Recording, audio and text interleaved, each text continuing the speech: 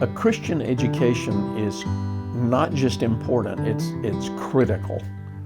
When we look at a child, there's a lot of things that are not visible. We hear the way they talk, we see the way they act. And a lot of times when we're trying to shape a child's talk, what they say, when we're trying to shape that child's actions, we focus on the actions. We focus on what they're saying.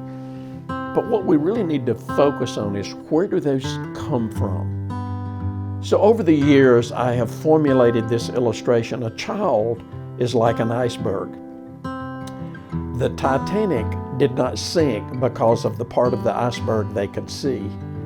It sank because of the part of the iceberg that was underneath. Over 80% of an iceberg is underwater. So when we look at a child, what is underwater? What's under the surface? I believe that if you go to the deepest part of a child, the thing that shapes them is what they perceive to be true. This is not just true of children, it's true of all of us. What do we believe to be truth?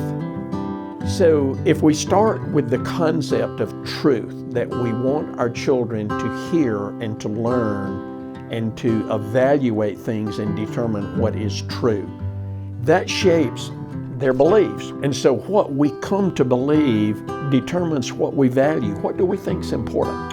Is it important to be kind? Is it important to be respectful? So you have truth that shapes our beliefs, that shapes our values. Once those values are shaped, that becomes our worldview. Our worldview is the lens through which we see the world. It is the lens that shapes our response to what's around us. How do we respond to other people? How do we respond to our circumstances? We talk about a biblical worldview here. God's Word, the Bible, is absolute truth. A biblical worldview means that we see everything through the lens of the truth of God's Word. That is such an amazing concept to think about. The way we do that is through an instructional method called biblical integration. We do not turn a math class into a Sunday school class, but we talk about math from a biblical worldview.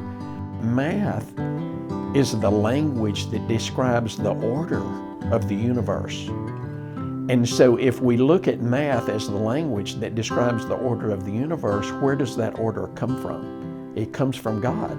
God brought order out of chaos when He created the world. And so obviously we can look at history, we can look at science, we can look at language arts, we look at everything through a biblical worldview.